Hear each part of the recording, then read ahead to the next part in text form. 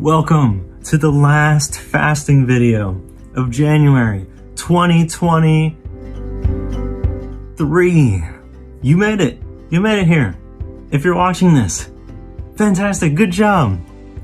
Whether you've gotten here by fasting the entire time, maybe you slipped up a little bit, maybe you've had some difficulties, maybe you had to take a break and then came back. Doesn't matter. You are here. You're watching this video. I don't even have words because I didn't write anything down. My name is Isaac Franks, and I am the pastoral resident here at New Hope, which means I do a bunch of stuff. In this video, we're going to talk about, how to finish up the fast, but also I'm going to give you some things that you can take for after we're done with the fast. So I just wanted to spend this time and just celebrate that we have made it. So the youth group just finished a series this past Wednesday called Eden Return to the Tree. It was a series that was all based around a video game. So putting your life in perspective of there's a storyline, you have quests, you have to take inventory to see where you are, and then figure out what our tools are that would help us move towards, completing whatever quest that we are on currently. One of the things that we've really been pushing for the students to do is to look at your life in the perspective of a story. Just like we see the movies, we see video games, our hearts are meant to live in a story. Like that's what captures our hearts, that's what gets our attention, and that's ultimately what our heart longs for, is to be on an adventure, to have, battles that we fight, adventures we go on, to see cool sights, to be with very special people. We've just been trying to encourage them to view their life as a story and an adventure. One of the weeks we've had to talk about, there are hostiles on this journey. There are forces that fight against us and that try to stop us from living into God's promises for us, to live into His love. And talking about the tools that we have to use, we talked about the spiritual tools such as like reading the Bible, worshiping, praying, journaling, taking a Sabbath, living in simplicity, and all that kind of stuff. And one of the tools that we talked about was fasting. So fasting is an extremely powerful tool that we use to combat what the enemy does in our lives and to refocus our attention, our spirit, our soul, and our body to look at God.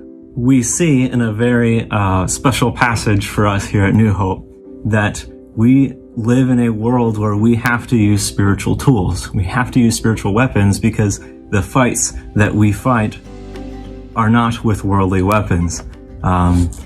There's probably a verse that's coming to your head, and we're going to read that. So we're going to read 2 Corinthians 10, 3 through 6. And I'm going to go ahead and read that. It says, "For though we live in the world, we do not wage war as the world does. The weapons we fight with are not the weapons of the world. On the contrary, they have divine power to demolish strongholds. We demolish arguments and every pretension that sets itself up against the knowledge of God, and we take captive every thought to make it obedient to Christ. And we will be ready to punish every act of disobedience once your obedience is complete." So we've talked a lot about that. Pastor Jim with strongholds and taking thoughts captive. All that stuff is fantastic.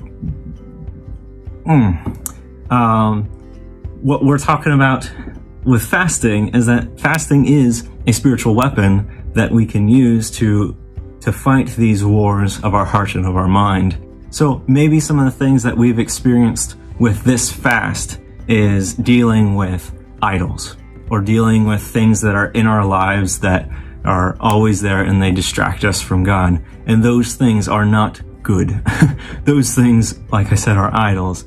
Those things are placed in our lives by Satan to obstruct, to get in the way of of our view of God, of understanding who God is, and ultimately living in His love. And so I'm going to challenge you with something. I'm going to challenge you with starting to make fasting a normal practice. That this isn't something that we can only do once a year in January. Fasting isn't necessarily even a 21-day thing. Fasting is a great tool for us to see when things become idols and how to deal with them. So maybe sometime in February, we see, oh, there's this one thing that is taking me away from God. This thing is becoming an idol to me. Immediately, stop what you're doing, fast. And I'll encourage you to fast until that thing is no longer an issue. And it might take 3 days. It might take 2 months. And that you might think that that's a lot, but that thing is getting in between you and God. And so I'm sure that God would want you to do anything to get rid of that. And if that means fasting for 2 months, I would suggest that that's what we need to do. So I would encourage you to make fasting a practice, that whenever you see something that you think, oh, I should probably fast from doing that, that you immediately do it. Once again, good job on getting here. And this has been a fantastic month for a lot of people. And so I hope that it was good for you as well. And so I would like to quickly pray, and then let me pray first. Okay. Father, I thank you for this time. I thank you for walking with us through this season of fasting. God, I pray that you would encourage us, that you would give us the strength to continue this fight, to continue fighting strong. God, you are such a good God. You are a loving God. God, you want us to be focused on you and to seek you and to rely on you. God, I just thank you that you're so powerful, and then you want that from us. So I thank you for this time. I thank you for your love. In your name, amen. Okay, we will see you probably on Sunday. Okay, well, goodbye.